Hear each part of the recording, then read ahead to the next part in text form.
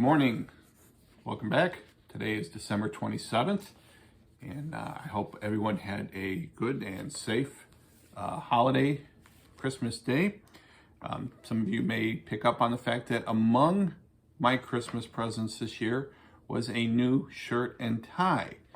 But just in case you're wondering. But today's December 27th, and it was on this date in 537 AD that the Hagia Sophia was inaugurated. I'm sure I'm not quite pronouncing that correctly, but that is the building in Istanbul, Turkey. It was originally inaugurated as an Eastern Orthodox cathedral. That is the eastern part of the church that had that great split, and then became the capital of it. Constantinople was the name of the town at that point. It was an Eastern Orthodox chapel from that time up until 1453. There was a brief 50, 60-year period where it was Roman Catholic controlled, but it was an Eastern Orthodox chapel up until 1453, at which point, with the takeover of the Ottoman Empire, it became an Islamic mosque, and it remained an Islamic mosque from 1453 up until 1935, when the Ataturk and the secular Turkish government turned it into a museum. And if you follow the news at all this past year, it was turned back into an Islamic mosque here in 2020. So it's been in the news, this building that was first inaugurated almost 1,500 years ago. On this date in 1521, the Zwickau prophets made their appearance in Wittenberg. This was one of the events dealing in the early part of the Protestant Reformation.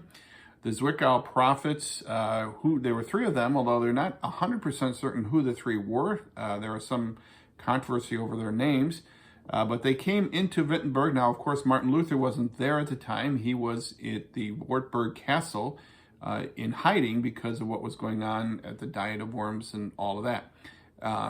These Zwickau prophets are oftentimes considered to be forerunners of the Anabaptists because they were very anti-infant baptism, although there's no indication that they were very pro-adult baptism or believers' baptism. They're kind of a spiritual group, mystical kind of group, caused some trouble, and at one point they met with Luther, and Luther, because again, he was in hiding, but it was a poorly kept secret where he was. And Luther demanded a sign, demanded that they produce a sign, a miracle, sound familiar? And when they could not do it, he just cast them off and later preached a series of 8 sermons against these fanatics, as he called them, or Schwarmer. That was on this date in 1521. In 1903, the song Sweet Adeline was first sung. This barbershop quartet standard. If you've heard any barbershop quartet music, you've heard the song Sweet Adeline. It's been performed many, many, many times in TV shows. I Love Lucy. It was on The Simpsons, did a version of Sweet Adeline. And in fact, the rock group Phish, P-H-I-S-H, for those who don't know, has been known to perform the song Sweet Adeline in concert. Of course, I'm interested in it for 2 reasons. Number one, it came out in 1904 and was very popular around this time. And being that my grandmother, Adeline, was born 1911, I believe, I kind of wonder if maybe the popularity of the song led to her name. I don't know, just speculating. And then, of course, I'm also interested because Sweet Adeline became the campaign signature song of Boston Mayor John Fitzgerald. He used it as his campaign song whenever he appeared for about the next couple of decades, 2, 3, 4 decades. John Fitzgerald, you may remember or you may know as being the grandfather of John Fitzgerald Kennedy. So that song was first sung in 1903. In 1924, the U.S. ended its 17-year military occupation of the Dominican Republic. He took the Marines out of the Dominican Republic on this date in 1924. And 10 years later, in 1934, Mohammad Reza Pahlavi, the Shah of Persia, officially changed the name of the country from Persia to what we call it today, Iran, or Iran, however you pronounce it. So just so you know that people from Iran are not Arabs. They are, in fact, Persians. It's one of your cultural lessons for today. All right. We've got a lot of stuff to go over today. We're going to talk about the true vine, beginning with John chapter 15, kind of wrap up a few things from last week, and then move along. All right, so let's get into that. Welcome back. Perhaps you've noticed that this year for Christmas, I didn't get just one shirt and tie. I got two shirts and ties. And so this is my, so it's the other shirt and tie, and I thought, where else am I going to wear it in these COVID times? So here it is. So today we're going to talk about John 15, the discourse, part of it, talking about the true vine. But before I get there, I wanted to revisit something I said last week. In talking about John chapter 14, I was going on the passage 14 verse 15, said, if you love me, keep my commandments. And I said that, that's a statement of fact, and if A, then B. If you love me, keep my commandments. And then I said that you cannot look at a person and say, keep my commandments, doesn't necessarily mean you love me. You can't judge that person. And it was brought out to me by more than one person that verse 21 of the same passage, whoever has my commands and keeps them is the one who loves me, seems to contradict what I had just said. Now, of course, at this point, I want to ask, who are you going to believe, me or the Bible? I want to say that, but I'm not. And so this is the point of the lesson where the teacher walks back what he says. So I'm looked at, the more I thought about it, the more I thought that I'm probably wrong here.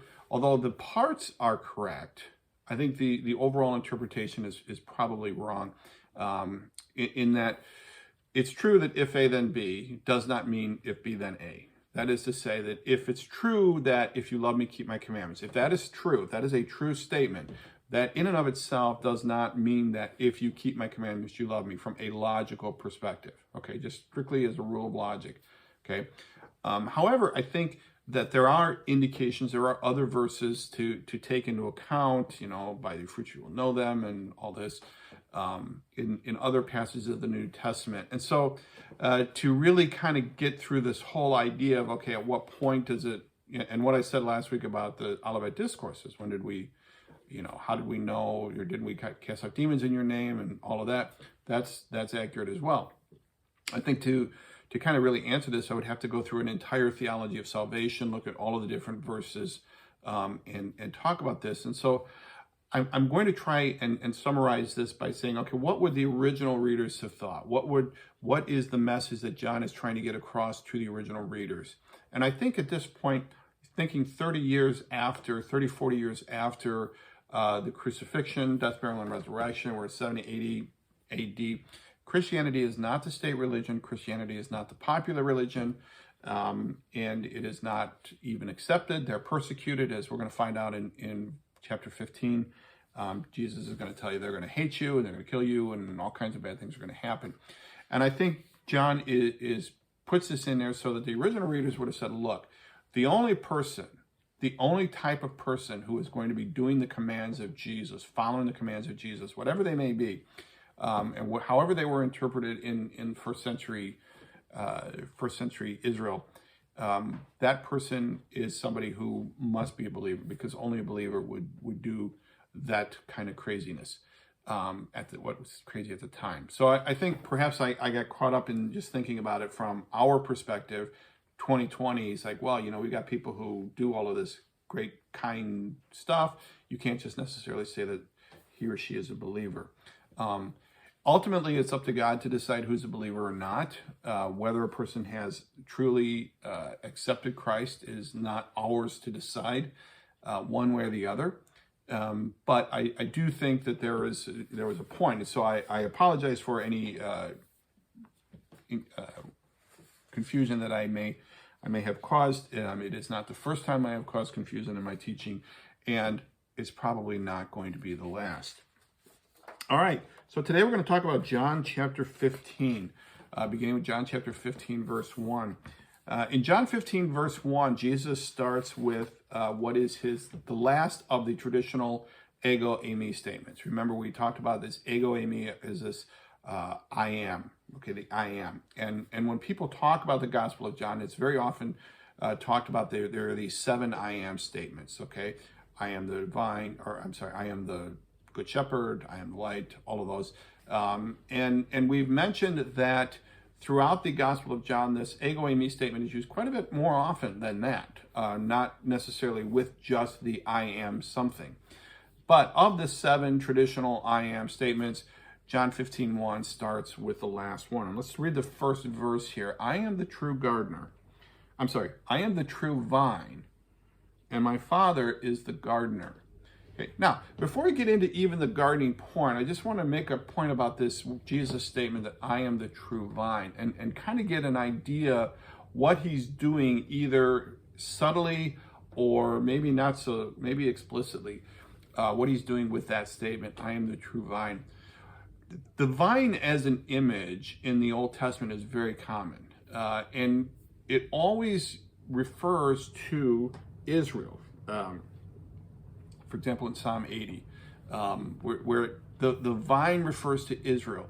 And very often the Old Testament prophets would refer to Israel as a vine. Now, in the context of the Old Testament, whenever they talk about Israel as a vine, it's always to criticize the bad fruit that's coming off of the vine. Okay? But still, that's the point, but still, the vine is always Israel. Okay? Now here Jesus comes in and says, I am the true vine.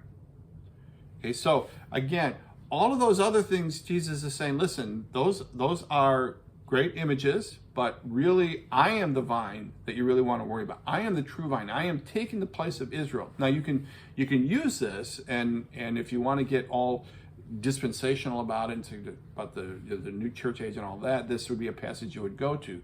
But Jesus is saying, okay, I am the true vine. So he's taken that image, that idea that they're used to hearing, the Jewish believers, the disciples at the time, they're used to hearing this, and he's going to take it a step further, kind of develop it in a different direction. So he says, I am the true vine, and my Father is the gardener. So now we're going to talk about some gardening stuff, okay? And I thought to myself, boy, what do you know about gardening? Not a whole lot, but I know someone who does. All right, welcome back. Before we got into talking about John chapter 15 and I am the true vine, I thought to myself, what better way to find out about this mystery of pruning than to talk to the one and only multiple award-winning gardener wife. Hi folks, Debbie Ray here, the gardener wife. So Debbie, thank you for agreeing to come on to the John that you may believe, so we can talk about it. Now this is one of your trees, correct? An apple tree. It is yes. An apple tree, right. And what is the rule we have about apple trees here at Shea Ray? Don't sit under it with anyone else but you. But me, right. Okay. So now this is one of the trees, and you have several. There are four in total here and several others that you prune on a regular basis. Yes. Now, why do you want to prune a tree? Why not just let the tree be? Because it'll just send out branches everywhere, and they will cross each other. They will block sunlight from other branches. They will start produce so much fruit that the branches could break. They might get too heavy. If there's any one that's or there's suckers that you need to prune. And by pruning it, you just cut it off. Yes. Okay. And so, like, say you'll have a plant, you'll have a branch that has nothing growing on it. Okay. That maybe it's died, maybe there's something wrong with it. You would just cut that off, right? Yeah, that's the first step of any pruning, is remove the dead wood. And then what do you do with that? You could burn it. All right, you could burn it. Good, very biblical. Okay. Or compost it, or use it as a stick to support some other plant. Okay, and so like a tree like this, how often would you prune this? It gets a main pruning once a year, and then you can prune as needed just to remove the extra fruit buds when the fruit is very small. And the end result is of all this pruning is that you end up with better fruit. Yes. Correct? Yes. You want by removing the extra branches, then the tree is not expending its energy giving nutrition to branches that it doesn't need. All the nutrients that are coming up from the roots will go out to the branches that remain, the ones that you want, and their fruit will be better. And this is a normal thing. I mean, every person who grows apple trees or any of these kind of plants is doing this, right? This isn't a radical, crazy idea. This is something that it's best, yeah. Everyone doesn't necessarily prune it exactly the same way. There's different types of shapes that you can do, but you got to do some pruning if you're growing it for fruit. All right. Well, thank you very much, Debbie. Is there anything else? Did we miss anything else on any other points about pruning that we need to know?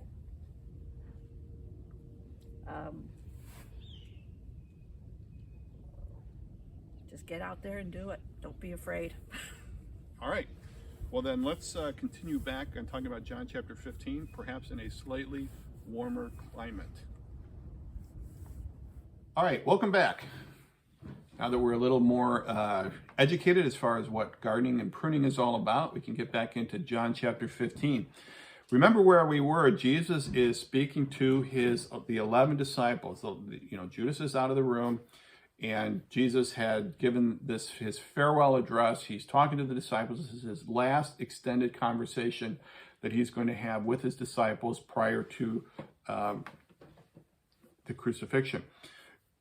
And at the end of chapter 14, when we finished up Jesus' words of encouragement there, he says, "Come, let us go," or "Come now, let us leave." And there's a question about whether he actually left or not.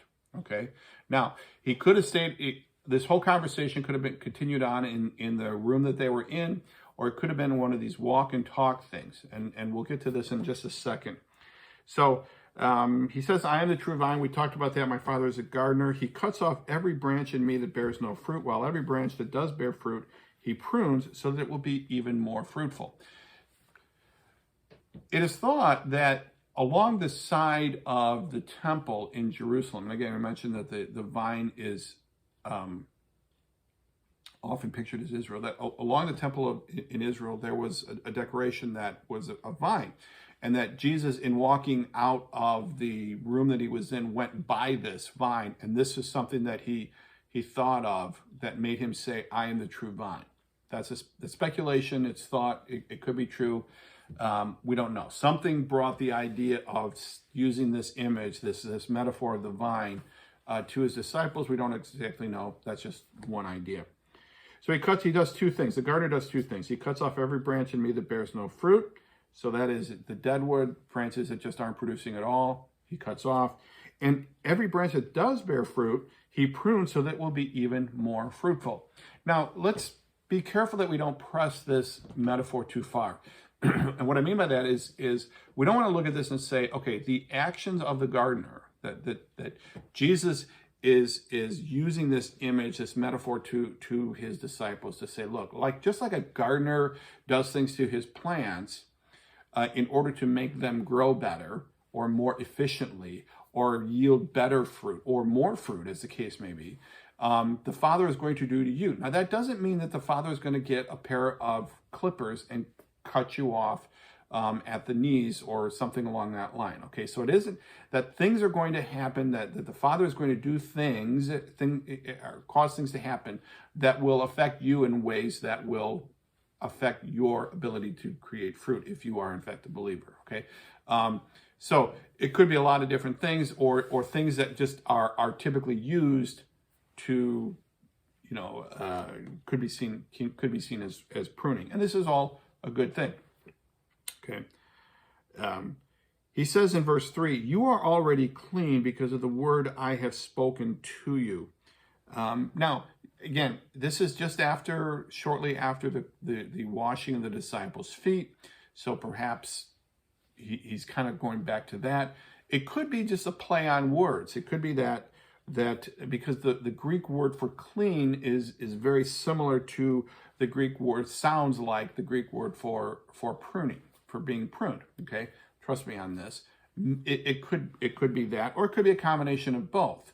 just a word of encouragement to the disciples to say, listen, you 11, I'm good with you 11. Okay. Again, Judas is out of the room, but he's giving them instructions for how you're going to know after this event, after this week. How are you going to know who's on your side? Well, we'll know as we go along. His encouragement in verse 4: remain in me, as I also remain in you. Okay. Remember when we talked about John, earlier in John, where he was meeting with the disciples, where he was calling the disciples to come, see, remain. This idea of remaining in him, and just like a plant, a plant has to, a branch has to remain.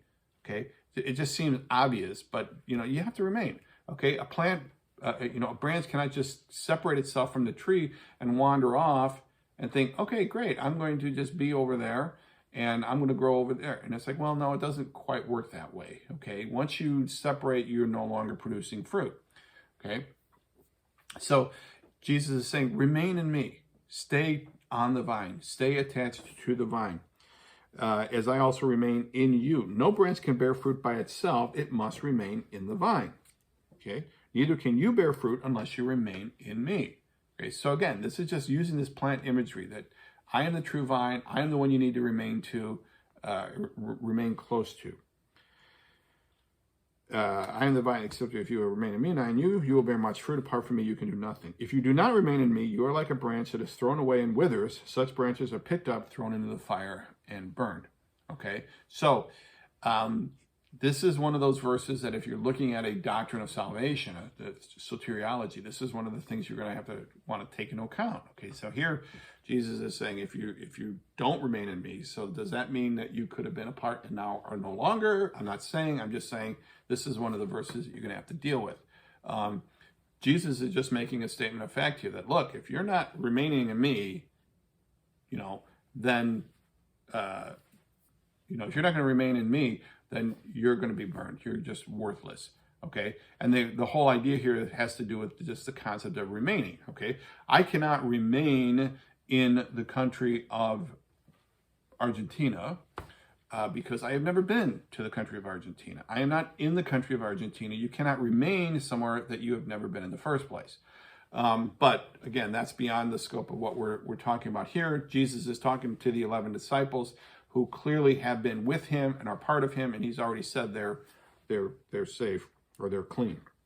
It says, this is to my Father's glory that you bear much fruit, showing yourselves to be my disciples. Again, getting back to the walking back statement.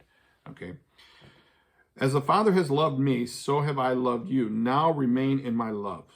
If you keep my commands, you will remain in my love. Again, here's another one of those. If you keep my commands, you will remain in my love.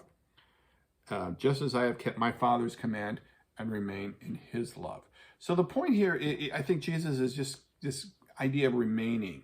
Now, this is significant at the time because the disciples are going to go into this very traumatic several days here. And Jesus is telling them, just remain, kind of remain calm, remain, it's a calming sort of word, remain. It's better than saying calm down, but just remain in me.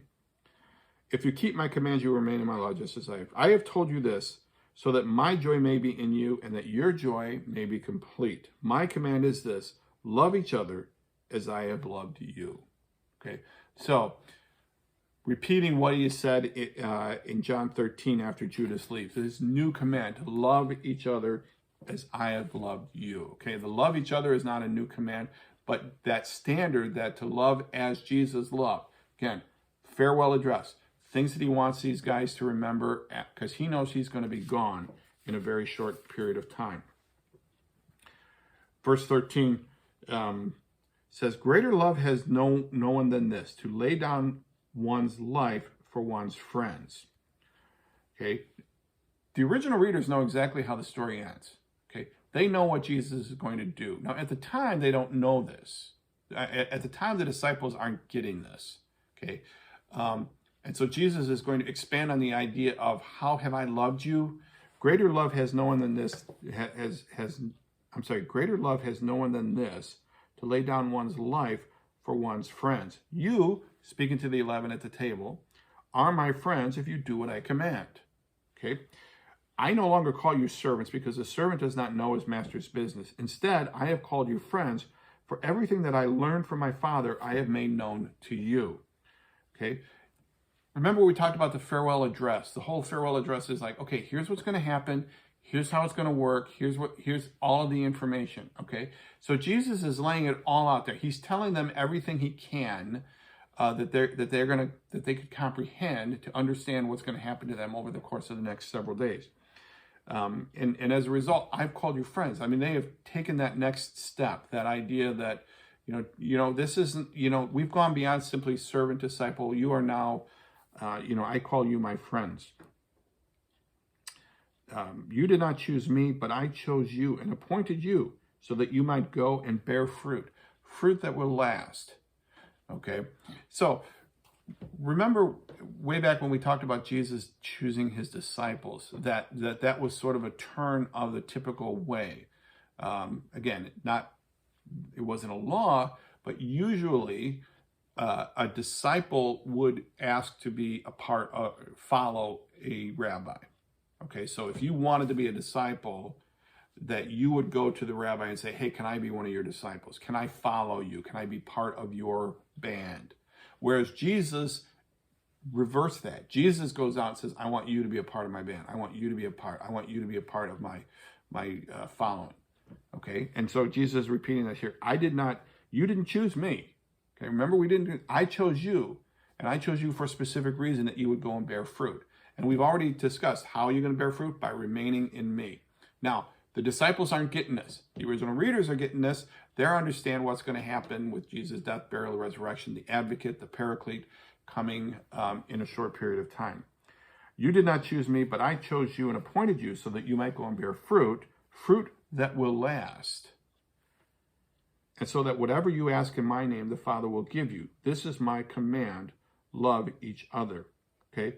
Here, you did not choose me, but I chose you and appointed you so that you may go and bear fruit that will last, and so that whatever you ask in my name, the Father will give you. Again, the remaining in Jesus, that keeping the commands has, kind of affects how you look at things, how you ask for things.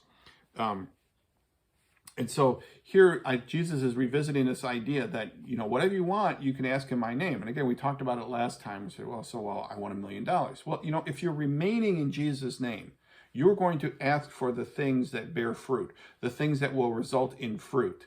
Okay? And so having $1 million so you can buy a yacht isn't necessarily going to do that. And so somebody who is remaining in Jesus just isn't going to do that. Okay? It just doesn't go with the territory. And he repeats again, this is my command: love each other. Okay? He's talking to the 11. He's saying, you guys love each other. Peter loved John. John loved James. James loved Thomas. Okay? All of you guys love each other, because there's going to be a point in time where maybe you're not going to want to do this. Now, right after Jesus is arrested, and John or Peter is down there, denying him in the courtyard, and we'll get to that in a couple of weeks. I don't know at that point if Thomas was going, Peter's kind of hard to love at the moment. And even 40 days later at Pentecost, maybe there was like a really awkward time in the room for them to kind of figure out, oh man, you ran too, and Jesus is like saying, okay, again, it's a farewell address. Love each other. Love each other. I know what's going to happen. You guys love each other. Because what's going to happen, verse 18, if the world hates you, that is this cosmos, this created order. If the world hates you, keep in mind that it hated me first. Now, the disciples are probably looking a little askew at this point, or thinking a little off, because, they'd seen a little bit of resistance. They'd seen something, but have they really hated him? Really? Now, again, a week later, they're not going to have any question about this. But Jesus, again, he's warning them. He's saying, look, I'm looking to the future. I'm looking beyond this week. This is what's going to happen. When you suddenly realize that people hated you, realize they hated me first. If you belonged to the world, it would love you as its own. As it is, you do not belong to the world, but I have chosen you out of the world. That is why the world hates you. Remember what I told you. Okay. Well, let me stop there for a second. Okay. If the world hates you, okay, again, this is what's going to happen. 20. Remember what I told you. A servant is not greater than his master.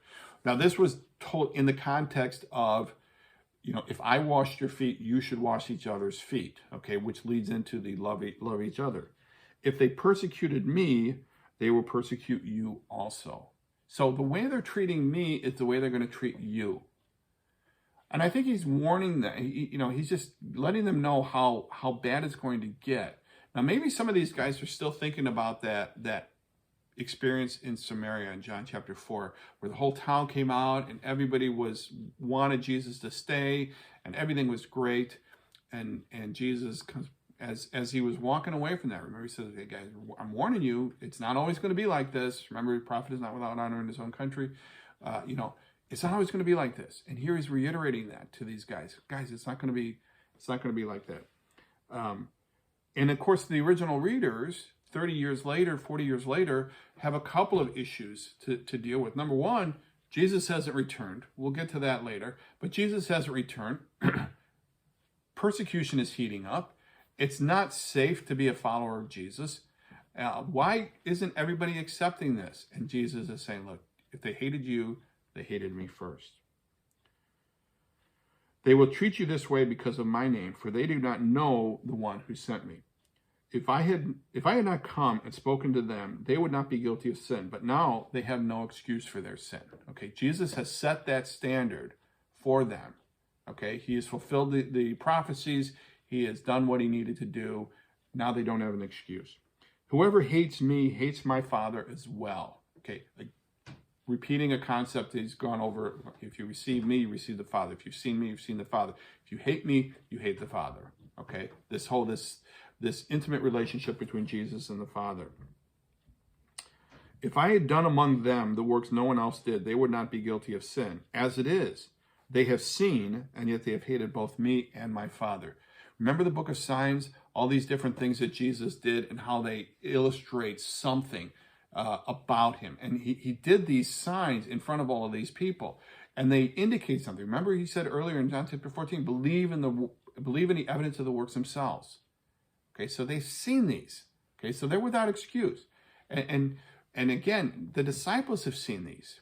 And so Jesus is I think reassuring them. He's going to listen, just don't forget don't get too excited about what you're going to see happen in the next day or two when he's tried and crucified and all that. Don't get too excited about that. Get excited about what those signs meant, because that's going to come back.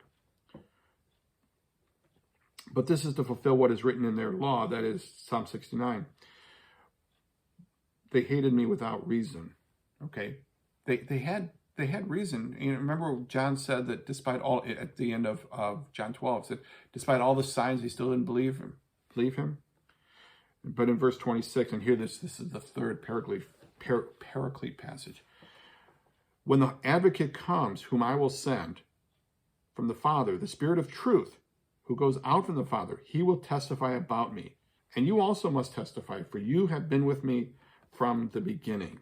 Okay. Now, if you're interested in this kind of stuff, this is one of the great, this 1426 and 1427, this talking about the Paraclete coming. This is the basis of one of the great doctrinal crises issues in the history of the church. Something, if you want to look that up, I'm not going to get into it right now, but it has to do with Spirit issuing out of and all that kind of stuff. But here Jesus is saying, listen, this advocate is going to come, the Spirit of truth. He will testify about me. Okay, this is the third time he talks about this advocate coming about him. Okay, all right. We're not going to go any further than that today. When we get back next week, we're going to talk about John 16. All this I've told you so that you will not fall away. Beginning with chapter 16, and then at 16, then we're going to 17, Jesus' what's called his high priestly prayer, and then we'll take up with that. So, thank you very much for your time. Again, have a safe New Year, and we'll talk to you on January 1, 2, 3, I think, January 2nd. I think it's going to be January 2nd. We'll talk to you next week. Thank you very much, and we'll see you then. Bye now.